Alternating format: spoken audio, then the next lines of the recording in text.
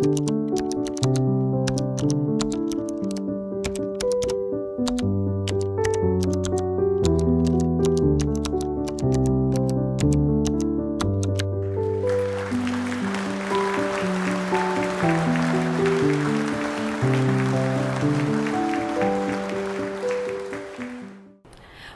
to this month's Meet the Author. Our featured book is Reciprocity, and our author is T.D. Johnston. Sitting with me now is Mr. Johnston, which we're going to address not by T.D., but by your given name, Tim. It's a pleasure to be here. Welcome, welcome. Now, your book, Reciprocity, was published in 2022. That's right. And recently after that, I saw a review that was written in Island News. And the headline for that review was, T.D. Johnston's debut novel is more than a genre thriller. Now that is a tempting headline for readers. I didn't mind. As a reader, give us an idea then, with this kind of headline, how would you describe the book for all of us that are tempted? Well, I'm a big believer that a book's first job is to entertain. That's true of any story. I don't care how literary, or whether it's in an English major, you know, in an English department, or whether it's on the thriller shelf at Barnes & Noble. Job one is to entertain. Job two is to ask the reader a couple of questions. And the book, Reciprocity, is a crime thriller. The compelling core concept is that someone is killing mafia bosses one city at a time around the country. Core concept, core question, who's doing it and why? Yeah. Now, Tim, how did this plot idea originate? It actually, the first germination of this idea was when I was a very young man, when I was 26 years old, and I walked out of the theater after seeing The Untouchables. And it struck something in me in that The Untouchables asked a pretty important question. When Elliot Ness, played by Kevin Costner, when he is motivated to throw the bad guy, Frank Nitti, Al Capone's number two, off of that roof, he commits a capital crime. I remember that in that theater, everyone cheered. And it hit me with a question. If you or if society thinks there's nowhere else to go when it comes to dealing with evil, then what's okay with you? Anton Chekhov said, you know, the great short story writer and playwright, Anton Chekhov said the artist's job is to ask questions, not answer them. And so I wanted to ask that question by writing that novel. So that was with you for a while then? A very long time. Now, yeah. I didn't start writing till a good dozen years later. Now, and when I started, I wrote short stories. Right. Now, I won't talk about your writing process quite yet, but I have to ask this question. When I saw the premise of the book, I have to believe that your research was intriguing. Yes. Let's just those keywords without giving away plot. We're seeing assassination, mafia, FBI. Can we say vigilante? You can. A serial killing, maybe? Yeah. Your Google history must be interesting. Erasing some alerts. So what was that like? Well, I think that the responsible thing to do when you're making things up is to make sure that they can be believed by your audience. Even if it's Star Wars, intergalactic travel, all of that, your job is to make it believable for your audience. The audience's job is to believe it, but you want to make it as easy as possible for them to believe it. And I'm sure your readers in the audience would agree. You want to make it doable for the reader to believe something that may never have happened before. There's never been a secret cabal killing mafia bosses one city at a time, the Tony Soprano of that city, one at a time. before that I know of. But is it plausible that it could happen? Yes. How would it happen? How would the FBI pursue these people that are committing serial murder across state lines? And what would the Mafia do? What would they do? And would the Mafia want these guys caught and tried in a sensational trial and have them become heroes of society? Probably not. What would the Mafia want? The Mafia would want them disappeared. And there you have your conflict. And Now- so from there, it sort of wrote itself. I was going to say, did you find out anything really interesting in your research? Were you able to, let's say, contact some of the experts, FBI, or anything like that? I didn't need to, because I did find so much procedurally, that kind of thing. This is not CSI. I mean, I'm not that interested in police procedure, but I did need to have enough that my FBI agents are doing that makes sense and that they do actually do. So you do have to do research for that. Now, you already mentioned that you have this decision-making, sort of end justifying means, moral compass determining our decisions. Did you feel as you were writing in the process that you were swaying the writer to let the reader know how you felt about this? Or was it hard to maintain a separation there, or did you care not to have a separation? Well, one of the things you're doing with a novel like this, or at least the way that I work with all of my fiction, is that you create a scenario, you create a situation, hopefully a compelling situation, and then honestly you write the rest of it to find out what happens. So if I'm in suspense, then I believe my reader is going to be in suspense, and then it's my job to deliver all the way through the ending. Now, did I create characters that the reader can root for who are committing crimes? That's kind of what you're asking, maybe. Yes. I mean, do I want the reader to like the people who are doing this, while at the same time saying, I don't think I would do that, Yeah. I mean, they're committing capital murder, right? But you've got a good book on your hands if the reader is rooting for good people who are doing bad things. And then comes the question, well, I sure hope they don't cause some kind of collateral damage while doing this. If the reader is like, I'm with them unless somebody gets hurt who shouldn't get hurt. You ever seen Dexter, the TV series? No, I have not. Dexter was a natural-born serial killer who works in the police department in Miami, and he's a blood splatter analyst. Okay, he's an expert. He's part of crime scene investigations, and so he is able to know when bad people have gotten away with something, and so he channels his urge to kill in the direction of those people. And I don't want to ruin the series if somebody hasn't seen it before, but the possibility is always there of somebody innocent getting hurt.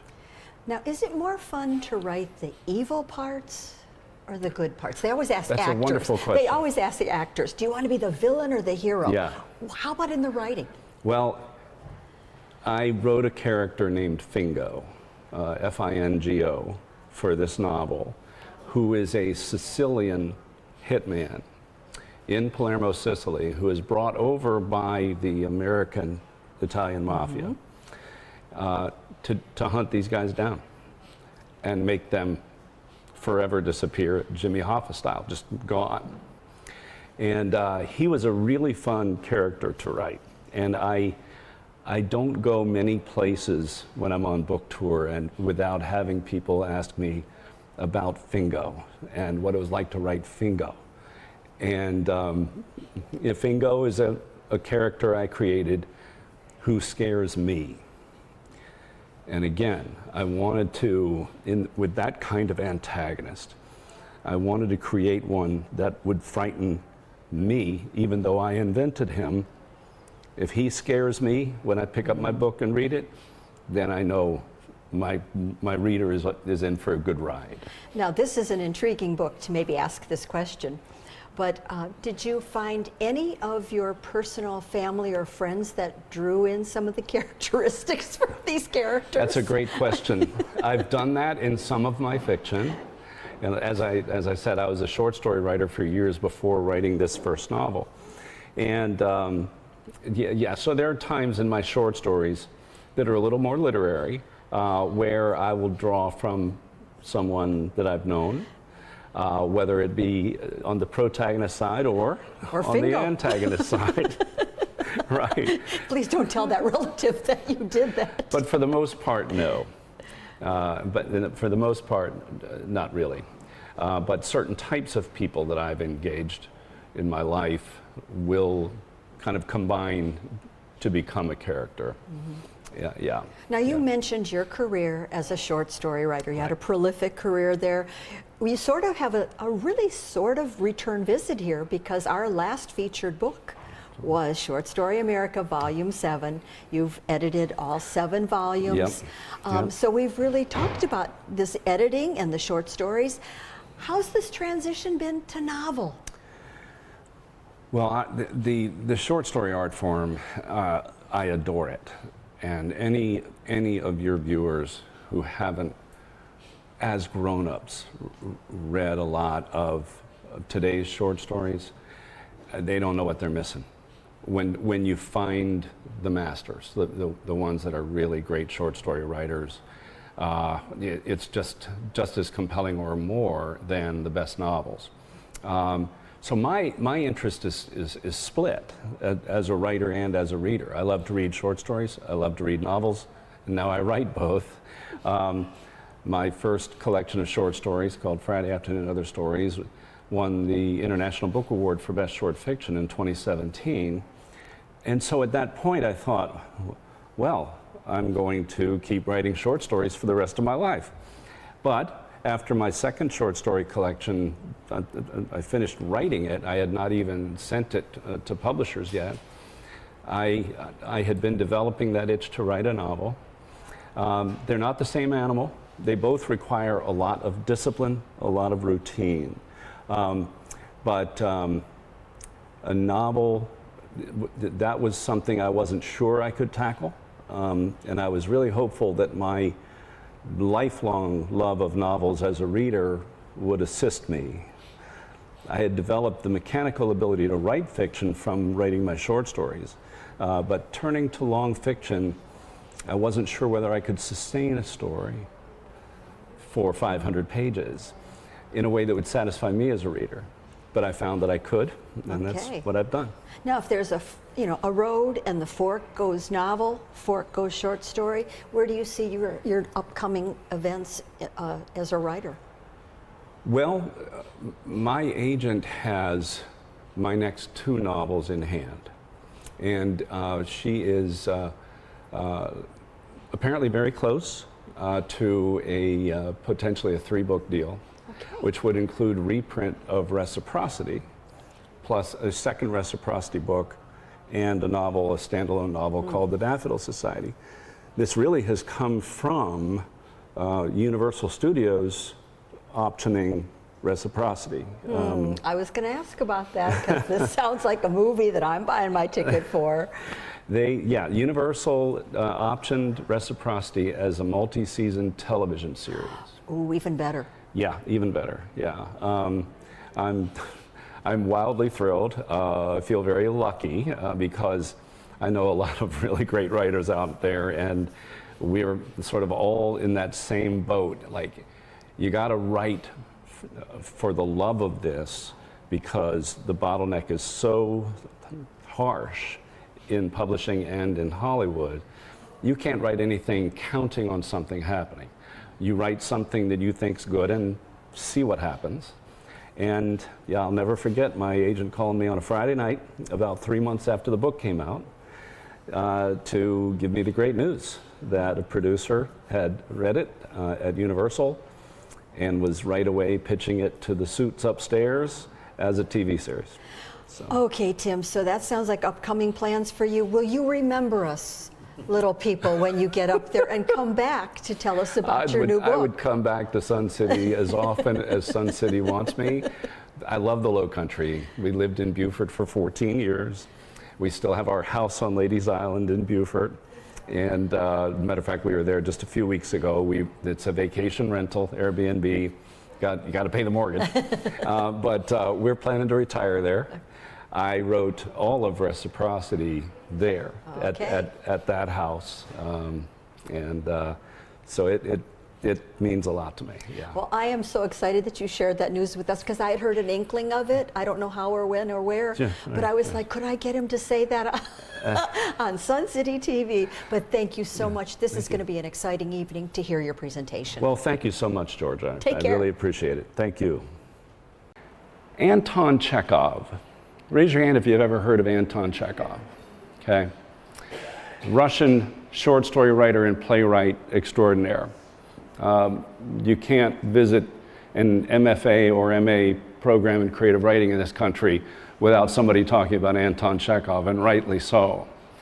Well, Anton Chekhov said something that has resonated with me for a long time, and I taught Chekhov for many years over time. Hello. And he said that the artist doesn't answer questions. The artist asks questions of the reader. The artist is not there to answer the reader's questions, but to ask questions to the reader. In Reciprocity, with a novel, there is a term, in case you're ever going to write a novel, there's a term that I like called core concept. Core concept. All right, so for Reciprocity,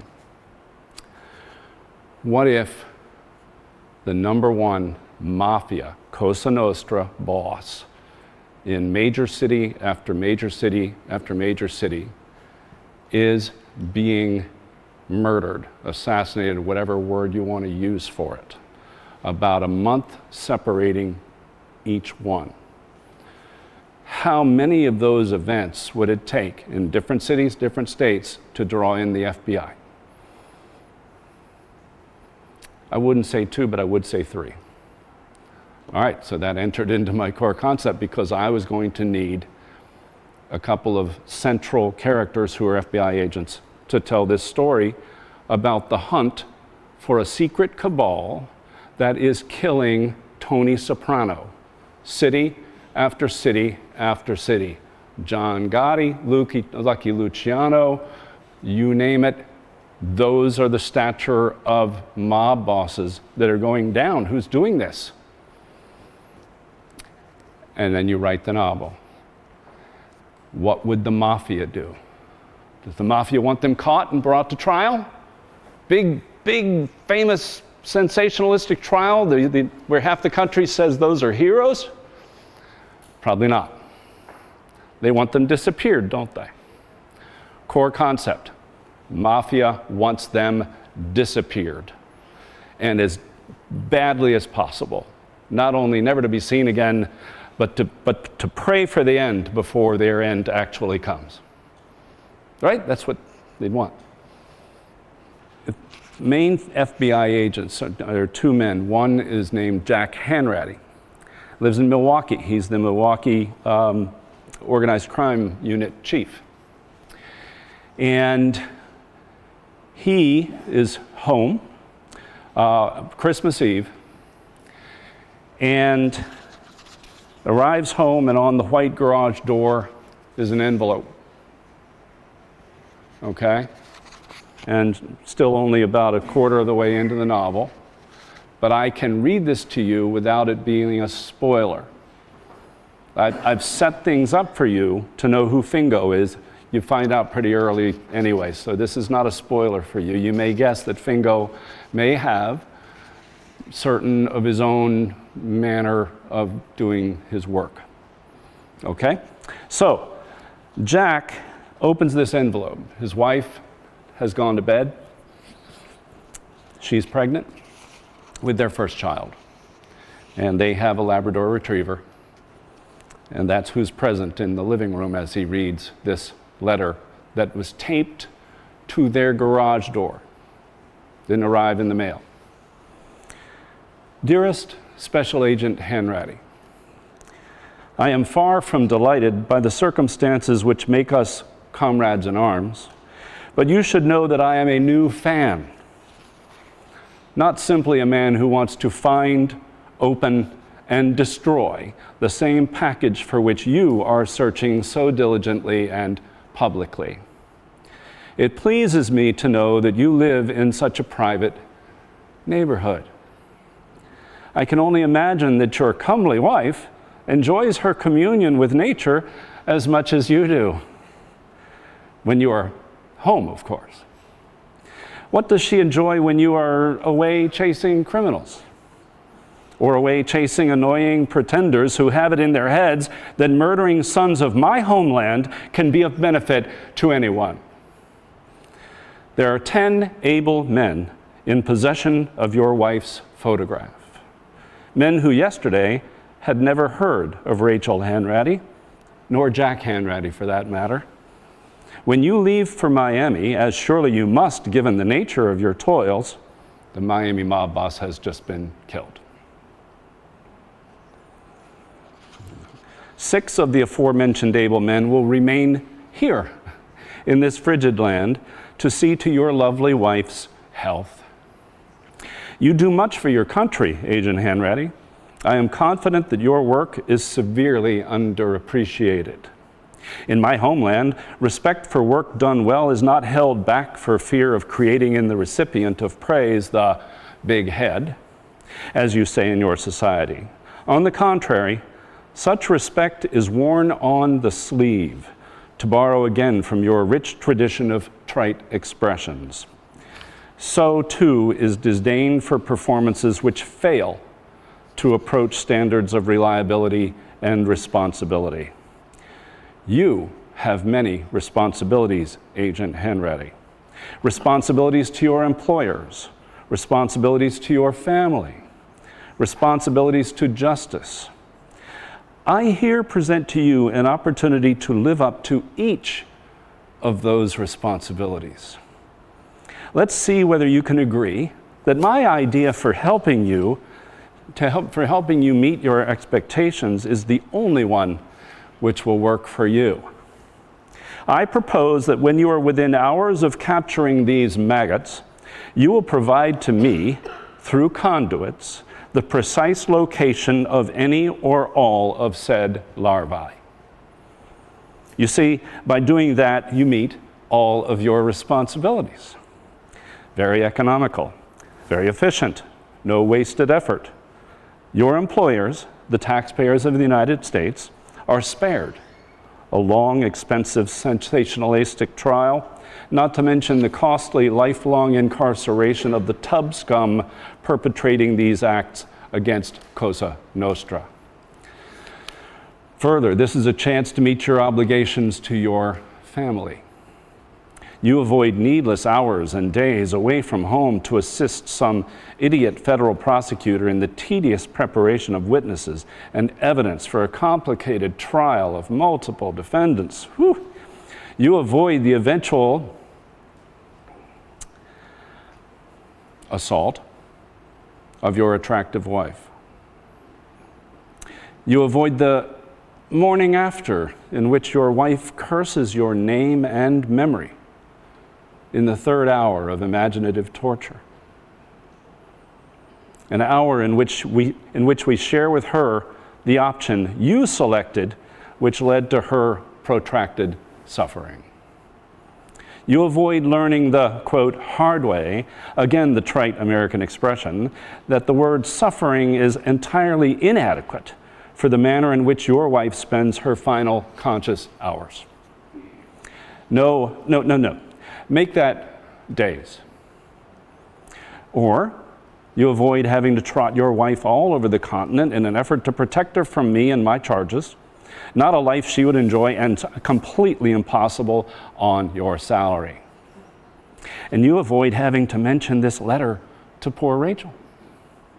Looking over shoulders and in rearview mirrors every 20 seconds is certainly no way for a 35-year-old pregnant woman to live, or a 36-year-old mother of an infant, for that matter. Of course, in the infant scenario, should it take that long, the child would naturally join its mother in experiencing what it is like to pray for death. How does an infant too young for prayer express himself? Ah, yes, screaming. We would record that for you, of course. Naturally, you can avoid this horrid scenario by meeting your responsibility to your family. You meet your responsibility to your family by giving these men to me. And there is your responsibility to justice, a matter about which you are reportedly quite passionate, Agent Hanratty. You avoid giving people the mistaken impression through repeated opportunities for these mounds of goat feces to explain their actions as, "Sweetheart?" Jack flew out of the leather chair, bumping his right knee painfully against the edge of the roll-top desk. "Sweetheart, are you sweating?" Jack wiped his forehead and cheeks with the back of one hand, the other doing its best to hang nonchalantly with the white pages of the letter clutched between his thumb and forefinger. "Yeah, yes I am. Let's whale on some ice cream." Altogether unconvincing. She smiled mischievously. "What were you reading? A little Christmas message, I hope?" She took a playful step toward Jack. "Caught me as usual, just proofreading. Nothing really." Scene continues. He finishes reading the letter. And what's now been introduced is a dilemma for this man, for this good man, this dedicated FBI agent, when he has been pretty effectively presented by a man. He's going to learn his name later in the letter, but you can understand that he is going to know this man's name. His name is Fingo. He doesn't know who that is. He doesn't know what he looks like. But by the time he reads the end of the letter, he will learn that when his wife went to the OBGYN today, she wasn't alone. One of Fingo's men was there. And this is real. And I have to tell you that when I created this scene where Fingo presents Jack Hanratty with his options, I did not know ultimately where that would go. And that, for me as a writer, as I said earlier, is best for what I write, is that I don't know at that time what's going to happen to her, what's going to happen to him, what's going to happen to his partner, who doesn't know about the letter now. Does he tell his partner about the letter? Does his partner get the same letter? At this point, you don't know. You don't know, because I don't know when I'm writing the story.